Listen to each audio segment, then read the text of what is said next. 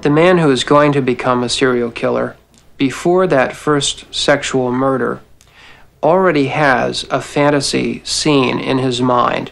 It has its origins in things that really happened to him, things he imagined happened to him, things he's Dr. seen. Park Dietz, a forensic psychiatrist, has spent his career studying these men, trying to learn what drives them to their heinous acts.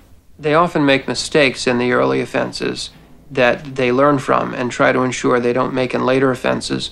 They often choose more vulnerable victims for the early offenses, such as younger people or people who are physically frail, whereas later they become emboldened and take on more powerful people.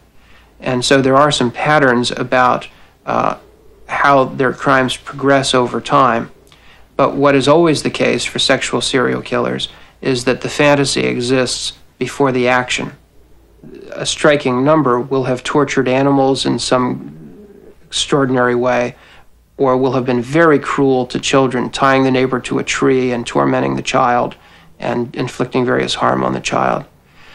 Something that sets them apart from other children, which is an expression of their early aggression and which shows that they're already thinking in adult-like ways about doing terrible things. Intrinsic and environmental. Dr. Dorothy Lewis, a psychiatrist at Bellevue Hospital, has authored many studies on the links between childhood violence and adult crime.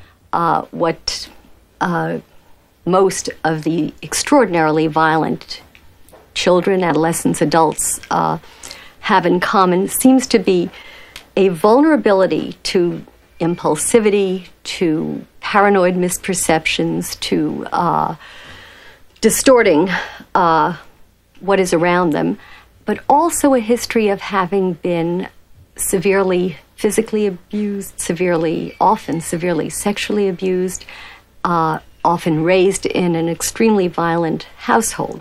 And again, from a psychodynamic point of view, you create a very, very angry child, and yet very few of these kids ever attack the person who has abused them.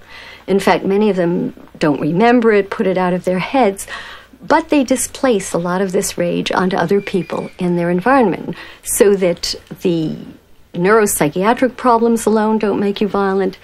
Probably the environmental factors in and of themselves don't make you a very violent person. When you put them together, you create a very dangerous character.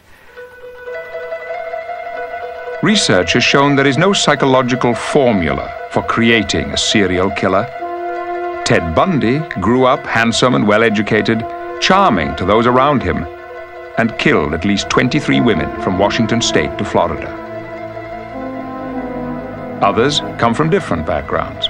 David Berkowitz, known as the Son of Sam in New York City, he was the product of an adopted family.